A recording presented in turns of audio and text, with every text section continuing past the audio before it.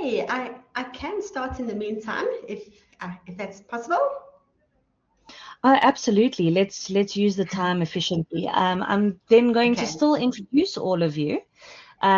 So please take note that today's presentation will be from three colleagues from the University of Pretoria. We have Gaby Pretorius, who's a senior instructional designer specializing in computer-based testing and digital learning design. We will also have Alastair Smart, a senior instructional designer with a strong background in higher education and e-learning innovation, as well as Alicia Rossouw, a BSc computer science student bringing a fresh technical lens to accessibility in assessment. Together, they challenge us to think about how technology can create or close the gap in equitable digital learning experiences. Gaby, if possible, we would love to take a screenshot of you if you feel comfortable enough. Otherwise, you're more than welcome to leave your screen off. I'm so sorry, I completely forgot about the camera. Hi, everyone. Hi, Gaby. Okay. Thank you for this wonderful opportunity. I am just waiting for Alastair to join, but he'll join very soon. But in the meantime, thank you for the opportunity. We will be sharing with you today about accessible technologies and in particular, assessment through the eye of a screen reader. So we are very grateful to have the experience of a wonderful student. Her name is Alicia Rossouw, and she is a third-year student in computer science. We have been engaging with her for the last 3 years, and she is registered at our at ADIS, which stands for Access and Inclusion Services. I'll tell you more about them just now, but based on her experience, we have learned so much. And from her experience with using a screen reader, we will be sharing in her experience today. So Alastair has joined. Thank you. So Alicia is our test candidate and who we've learned from, but Alastair and myself will be presenting the session. So what we will go through in the time we have is we will define the problem we experience. Then we will tell you a bit more about the services that ADIS offers, which is our accessibility unit. Then we will give you a summary of Alicia's experience in using our service assessment system and in a test we prepared for her. Then we'll give you some assessment design considerations. We'll look at accessibility at UP and our LNS in particular. And then we'll give you some recommendations. So we all have an awareness of universal design for learning, but do we really stop to see what do students using a screen reader actually experience? And as I've said, we've learned so much from Alicia. So in the past year especially, we received Alicia's experience in our service assessment system, which is our formal test system that UP uses, and then in our learning management system, which is Blackboard. And then we will share our experiences with you. So ADIS is the acronym ADIS stands for Access, Disability and Inclusion Services. And, sorry, I just want to close that. Oh.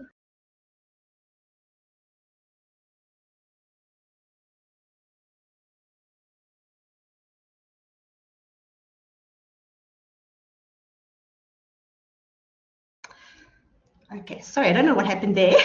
Okay, then ADIS also gives additional time accommodations. So students need to register with ADIS, and then the additional time is communicated to the lecturer, and then the lecturer communicates with us. They also offer human support. They have various assistive technologies. They give training in these technologies so the students know how to use them, especially with assessments. And then they have a computer lab and individual study rooms available. And they have a lovely rest area for service animals, as you can see in these photos here.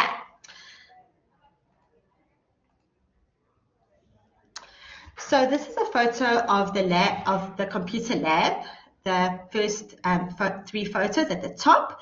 And then at the bottom, there are also adjustable desks. So a student can raise the desk or lower it, and it fits a wheelchair, so it's very flexible. Then there's also a color contrast screen. So obviously that's for your visually impaired students. And they've got separate venues. So that's for if there's a scribe or a writer is needed for the students. In terms of numbers, ADIS has various categories. So very interesting is you'll see 92% of students are neurodevelopmental, which is such a large number, but that doesn't mean to say all the other impairments are equally as important that we address and make accommodations for these students. So visual impairment, you see, is only 13%, but it has a huge impact, and assessments have to be made available for these students and course material. So now we're going to look at what we did for Alicia in terms of the CIRRUS assessment system. We set up a test for her. A professional video recording was made of her experience. It was presented at a webinar which was hosted by CIRRUS Assessment on the 16th of April, and then we are going to share her experiences. So unfortunately, due to time, I'm not going to play these videos, but I am going to post the links for you so that in your own time you can go through them so that you really get the experience of a screen reader.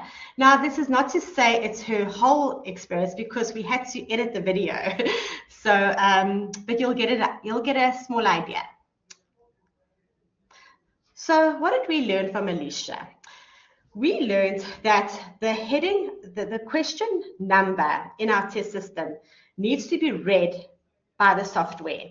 And initially, CIRRUS actually didn't have that available. So we asked CIRRUS to put that in so that the students will see when they move over to the next question. So the importance of question numbering is essential. Then screen readers read everything. They read punctuation, open brackets, close brackets. So these students really have quite a lot that they have to process, but they are really amazing that they learn to do this so quickly. And when you hear the screen reader, you hear it so fast. So in our video, we actually drastically reduced the speed so that we could understand what the screen reader was saying. So what we learned was that it was not possible for Alicia to complete the questions that required the use of a mouse because these students use a keyboard to navigate the test. So these questions that require the use of a mouse had to be reformulated, like matching and your matching and hotspots and those type of questions.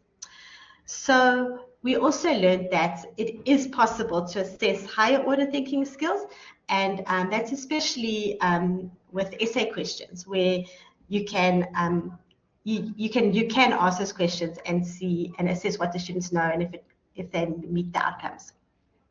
So now we're going to move on to some assessment design considerations. It is very important to consider the specific need of the students and to develop test items accordingly. So at the beginning of the year, you need to know your students so that you can cater for them. For visually impaired students, we're going to focus on this group of students. It's important that you avoid asking questions requiring the use of a mouse, that you always add out descriptions for images and media. AI is wonderful to assist with this. Then for video and audio, you need to include a transcript or subtitles. And then in any documents, you need to make use of headings because the software reads those headings. Okay, but in our test systems, CIRRUS did incorporate that. Okay, so what is important is the principles we need to remember the principles for effective assessment. Okay, so of crucial importance is validity and fairness. Okay, does the assessment measure what it's supposed to measure, and is the assessment free from bias, and does it provide equitable opportunities for all learners to demonstrate their knowledge?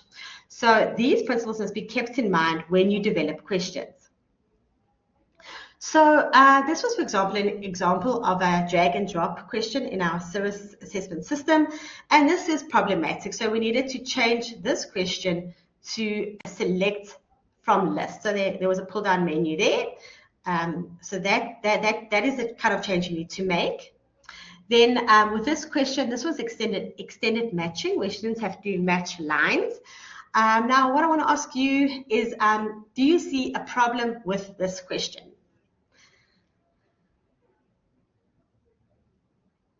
Okay, in terms of a student who is visually impaired. I will monitor the chat. Yes, Bianca? I'm going to assume the red and green in particular is a big problem, especially for visually impairment. Wow, that's true because of the colors, and they're not easy to discriminate, differentiate between them. I didn't think of that. Thanks, Bianca. It's a design thing. We try and avoid red and green together always. Yeah, because this question I received from a lecturer, but yeah, that is a problem. But this question, okay, unless you have the alt image, this question the image can give the answer away, or it gives an unfair advantage to the students. Okay, so you need to carefully consider your students. It could possibly be not fair for your visually impaired student because the visual provides a cue, and you could consider revising this question as a multiple choice question focusing on one shape at a time. All right, this is a matching question where you have to use the mouse to drag the description to the left side. This is also problematic, so we revised this as a select from list question. Okay, so question types that are recommended are, you can see from this list, multiple choice, multiple response, select a blank, fill in the blank, numeric, and essay questions. Okay, so now I'm going to hand over to Alastair, and Alastair is going to speak about Alicia's experience with our learning management system, Blackboard. Thanks, Alastair. Right. Okay, the important things which many of the people do is just to add alternative text tags and label the images as decorative when they are, or give a description, but the description might not be as complete that it really makes sense.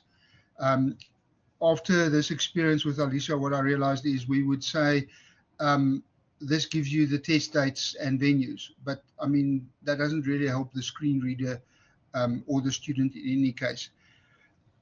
Right, so, okay, just different statistics on a lot of people use the different LMS, and we're not always sure with the disability students. And the problem what we also picked up is they may say we have a problem with the LMS, but they cannot verbalize this specific issue, and that's where the screen reader comes in. You don't have to do what the units normally like to say is do everything from the sign in with a screen reader. That is a very long learning curve, whereby what we recommend is you can either install the screen reader or use some of the other apps which functions as a screen reader, and then just use the mouse, because then you can see what it reads on a screen and what it does not read on a screen. Right. So the important thing is to place yourself in the shoes of the student if they have an issue. Use the screen reader. We installed Envada on our laptops. It is a free screen reader, so a lot of students use it, but as I said, we used it with a mouse. Later we realized you could use Narrator on the Windows 11. and you just enable it by pressing the Windows logo key in Control and Enter. The result is that then you can understand what the real issue is, what the student is experiencing, and where you should plot your intervention. Right, so what we would do is the lecturer knew that Alicia was in the class, so they were supposed to be sensitive, but not all the assistant lecturers were sensitive. So what we did is we would have specific revised PowerPoints. And what we also learned that if you maybe use, you can see here, those of you not familiar with Blackboard, it shows you the accessibility scores in the red or the green next to the PDF title. And if the document was not made accessible from the beginning, by clicking on download alternative text, it doesn't assist you. It doesn't change the document. So you should have done the stuff from the beginning.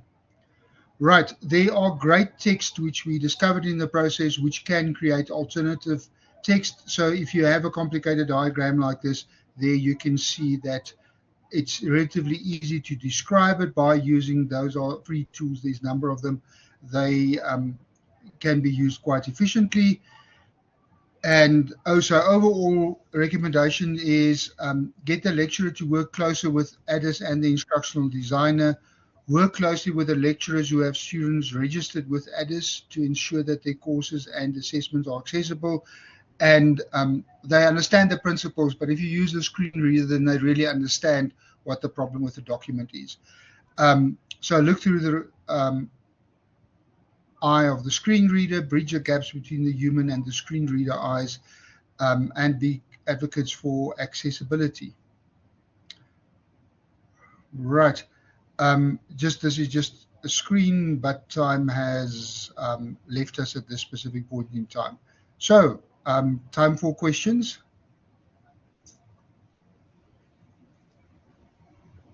I just have to say, incredibly exciting stuff here. I got very excited as a learning designer myself. So thank you so very much, Gaby and Alastair.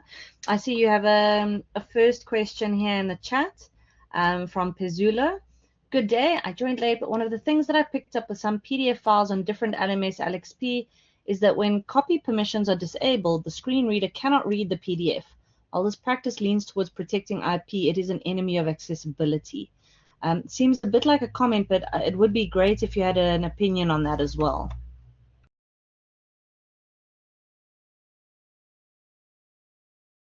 Yes, it is always an issue. As I say, what we did in those cases, you can make it adaptive released only to the person who really needs it. So then some people can say you try to protect the IP, but you also made it accessible. Making documents accessible is not just an attitude, it can take time, but there are a lot of tools available. And once, as I said, the nice thing with the screen reader is the people experience what the student experienced, and then they understand on a different level. But the IP, protecting IP is problematic. Wonderful. Thank you so much, Alastair. Do we have any other questions? While people are typing questions, I actually do have a question from my side, Alastair and Gaby. With the data that you showed, it showed that the overall accessibility score is higher, but still rather low. So from your experience, what do you think are the biggest barriers preventing us from reaching these sort of high scores? Do you think they're technical limitations or staff awareness? Maybe it's just a deeper cultural change at the heart of it all. Be very interested to hear your opinion on that. Yeah, Bianca, I think it is. We've got a lot of work still to do at UP because I don't know if it's time or it is a culture thing, but we really need to make our lecturers more aware that they have to consider accessibility. In Europe, it's becoming a requirement that they have to design their courses to be accessible. So we have a long way to go. So we are, we've got a course, we've got lunch hour sessions, But in our consultations with lecturers, I always say, oh, have you got an LTAG? In our LMS, we have like images. If it's a decorative, you can make it decorative. But we do have a really long way to go. And I don't know if it's a time barrier that lecturers don't have time, or it's just a culture of awareness. So we've still got a long way to go with that. It's interesting you say this. I think, I don't know, I'm going to speak from my perspective. So for many years, you know, as a designer especially, you're very aware of people and their disabilities, but until it really affects you, it's maybe just, oh, you know, that's outside of my understanding. And I still remember the first time I was teaching a student and he walked into my class and he was fully deaf. And I thought to myself, I am not prepared for this. That was the most, I want to say, hard year of my life, not only from my own perspective, but I felt deeply saddened that his time at that space where I was teaching at that point could have been made so much easier if we'd been ready for it. And so from that very minute, I became a lot more aware. And I think, yeah, maybe that's the problem, is just not being very aware of the things and how it can be problematic, not only for yourself as a lecturer, but your students and the way they engage. So yeah, hopefully we get there quicker. Yes, yeah, thanks for that, Bianca. Yeah, it's only when you're really confronted with it that it hits you, and the importance of making whatever we do accessible. Absolutely. I see Pazulu has another comment/question. Many institutions do not have an accessibility standard. Lecturers are also not experts in accessibility. Governance has to be at the forefront, and then capacitation at faculty level and even in the back end through the IDs. I think that's a very important point to make, Zulu. Definitely. With that being said, I think we've come to the end of our questions and comments. I want to thank you both greatly for an incredibly important conversation that I think needs to carry on. I'm looking very forward to hearing and seeing more of this and hopefully collaborating in future. Thank you so much.